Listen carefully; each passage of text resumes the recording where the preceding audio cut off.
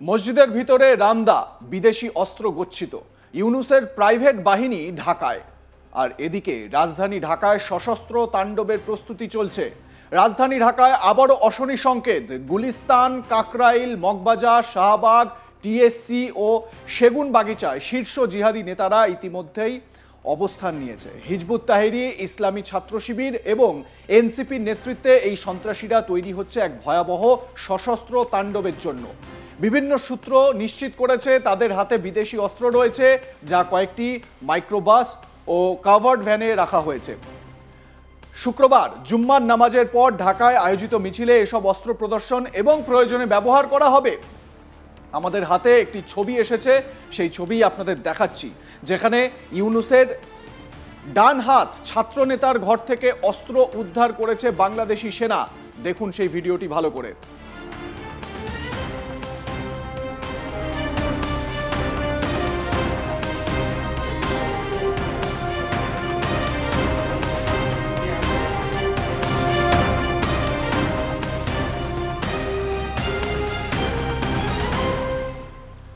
যদিও এই ভিডিওর সত্যতা যাচাই করেনি আজ তাক বাংলা। এই জিহাদিরা দেশের সেনাবাহিনীকে সরাসরি চ্যালেঞ্জ জানাতে প্রস্তুত। তারা কোনো রাজনৈতিক কর্মী নয়, বরং একটি সুসংগঠিত প্রাইভেট মিলিশিয়া বাহিনী, ডক্টর মোহাম্মদ ইউনূসের প্রত্যক্ষ পৃষ্ঠপোষকতায় পরিচালিত। ইউনূস বিরোধী আন্দোলন বা সরকার বিরোধী যে কোনো সমাবেশে হামলা চালাতে এই বাহিনী প্রস্তুত বলে জানা যাচ্ছে। আমরা এ বিষয়ে কথা বলেছিলাম বাংলাদেশের বিশিষ্ট সাংবাদিক তথা প্রতিবাদী অভিনেত্রী দীপান্বিতা মার্টিনের সঙ্গে। তিনি কি বলেছেন শোনাবো। একদিকে যখন সেনাবাহিনী তারা তৎপর হয়েছে, প্রস্তুতি নিয়েছে, তখন অন্যদিকে আরো একটা আপডেট আমাদের কাছে আসছে যে ইউনূসের প্রাইভেট বাহিনীর সশস্ত্র তাণ্ডবের একটা প্রস্তুতি নেওয়া হচ্ছে এবং জুম্মার নামাজের পর তারা বিভিন্ন জায়গায় তাণ্ডব চালাতে পারে বলে একটা খবর আমাদের কাছে আসছে। দীপান্বিতা, এই খবরের সত্যতা কতটা এবং কি আপডেট আপনার কাছে রয়েছে? এই খবরের সত্যতাটা সঠিক দিদি, শুধু ঢাকার মধ্যে থেকে না, সিলেট থেকেও তারা মানুষজন জড়ো করবার একটি প্রক্রিয়া শুরু করেছে, যেটা একটু আগেই আমি জানতে পেরেছি একজনের মাধ্যমে, আমাদের যারা আসলে খবর দেন তাদের মাধ্যমে জানতে পেরেছি। আর এই যে পদত্যাগের নাটকটা, এই পদত্যাগের নাটকের মাধ্যমেই সে আসলে এই মবটা ক্রিয়েট করতে চাচ্ছে, এই কারণে যে যদি সেনাবাহিনীর সাথে একটি সংঘর্ষ তৈরি হয় তখন আন্তর্জাতিক জায়গায় কিংবা ইউনাইটেড নেশন বা জাতিসংঘের কাছে তারা সেনাবাহিনীর একটি বিরূপ রূপ দাঁড় করিয়ে তাদেরকে একটা শায়েস্তা করার পরিকল্পনা করছে। কারণ আপনি শুরুতেই বলেছেন যে সেনাবাহিনীর সঙ্গে আসলে সংঘর্ষ হচ্ছে এই সরকারের, তো মানে এটা তো অবৈধ সরকার, তো তারা তো একটা চেষ্টা করবে, শেষ চেষ্টা করবে সেনাবাহিনীকে যে কোনো ফোর্স বা তাদের অন্যান্য যেগুলো জায়গা আছে সেগুলো দিয়ে তাদেরকে খারাপ ভাবে তুলে ধরতে আন্তর্জাতিক জায়গায়। ওয়াকারুজ্জামান সেনা নামিয়ে দিয়েছেন যাতে এই রকম কোনো পরিস্থিতি তৈরি না হতে পারে। আমরা তাই মনে করছি, হ্যাঁ আমরা তাই মনে করছি। এবং কোন কোন জায়গাগুলো আমি একটু দর্শকদেরকে জানাবো যে কোন কোন জায়গাগুলো থেকে এই অশনি সংকেতটা পাওয়া যাচ্ছে। গুলিস্তান, কাকরাইল, মগবাজার, শাহবাগ, টিএসসি এবং সেগুন বাগিচা, এই জায়গাগুলো থেকে আমরা এই খবরগুলো পাচ্ছি।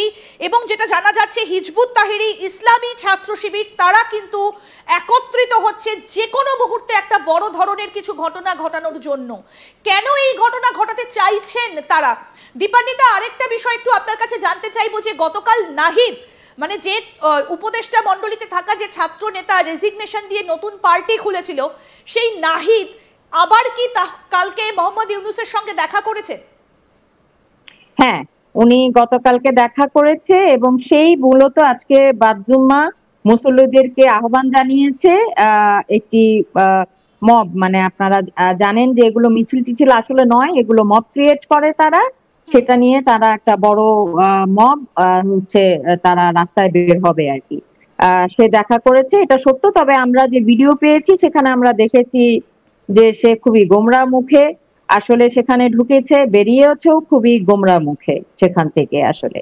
একদম দিদি, আমি আপনার কাছ থেকে একটু বিস্তারিত জানতে চাইবো যে কোন কোন জায়গাগুলোতে এই হিজবুত তাহরির ইসলামী ছাত্র শিবির তারা একত্রিত হচ্ছে, অর্থাৎ এই যে জঙ্গি সংগঠনগুলো বাংলাদেশে বিভিন্ন নামে তারা একাধিক দল খুলেছে, তাদের আজকের এই প্রস্তুতিটা ঠিক কি এবং তারা কি করতে চাইছে, কোথায় কোথায়, একটু যদি বিস্তারিত আমাদেরকে খুলে বলেন।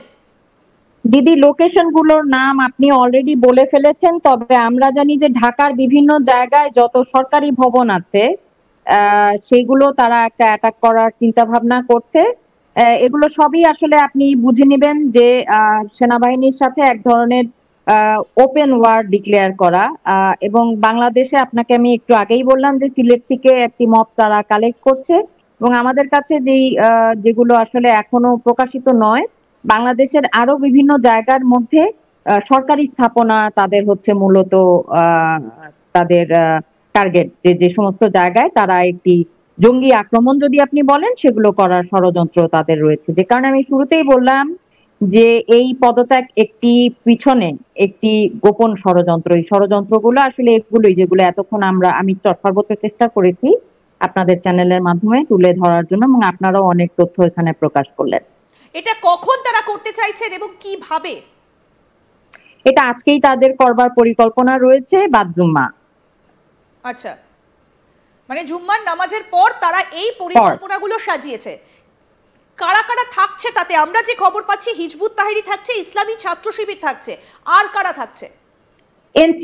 এনসিপি গ্যাংরা থাকবে। কেননা আপনাদের মাধ্যমে আমি একটু বলতে চাই, একটি নতুন গ্যাং বাংলাদেশের ঢাকা শহরে তৈরি হয়েছে যাদেরকে বলা হয় পাটালি পার্টি।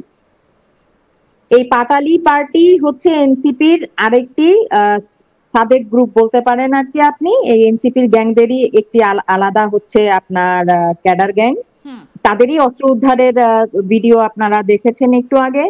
আমি সব হয়তো বলতে চাচ্ছিলাম না, কিন্তু এখন বলেই দিলাম আর কি। এরাও এটার সাথে আসলে সংযুক্ত থাকবে। আর দিদি আমি একটু বলি, হিজবুত তাহরি বা আইসিস এর যারা রয়েছে, এনসিপি, গং কিংবা এই পাটালি পার্টি, এরা আলাদা কেউ না, এগুলো ভিন্ন ভিন্ন নাম, আসলে সব একই। আচ্ছা, এবং এরা সবাই মিলে আজকে একটা হুজ্জতি পাকানোর চেষ্টা করছে এবং জুম্মার নামাজের পর তারা এই কাণ্ডগুলো ঘটাতে চাইছে। আমি একটু আপনার কাছে জানতে চাইবো যে এই যে সেনাপ্রধান ওয়াকারুজ্জামান, তিনি তো পরপর বার্তা দিচ্ছেন মোহাম্মদ ইউনূসকে যে সেনাবাহিনীকে অন্ধকারে রেখে কিছু করা যাবে না, এই করিডর তৈরি করা যাবে না, কিন্তু এরই মধ্যে আমরা গতকাল দেখেছি সেন্ট মার্টিনে ইউএস এর নেভাল অফিসাররা তারা ঢুকে পড়েছেন প্রায় 3200। কক্সবাজার, সেন্ট মার্টিন, এই জায়গাগুলোতে মোটামুটি ভাবে আমেরিকান সেনা ঢুকে পড়েছে। আজকে সকালের কি আপডেট? আজকের সকালে আমি এখন পর্যন্ত যতটুকু শুনেছি যে তারা ওখানে বহাল, ওখান থেকে তারা রিমুভ হয়েছে, এরকম কোনো সঠিক তথ্য আমরা এখন পর্যন্ত আসলে পাইনি। সেই ক্ষেত্রে আমি এইটুকু বলতে চাই যে আসলে এটা হয় না, পৃথিবীতে ইতিহাসের মধ্যে নেই যে আপনার দেশের মধ্য দিয়ে অন্য সেনাবাহিনী ঢুকে আর একটা দেশের কোনো কি জানি বলে সশস্ত্র পরিচালনা করবে। এতে পৃথিবীতে কোথাও ইতিহাস নেই যে সেই দেশের আসলে কখনো কোনো মঙ্গল হয়।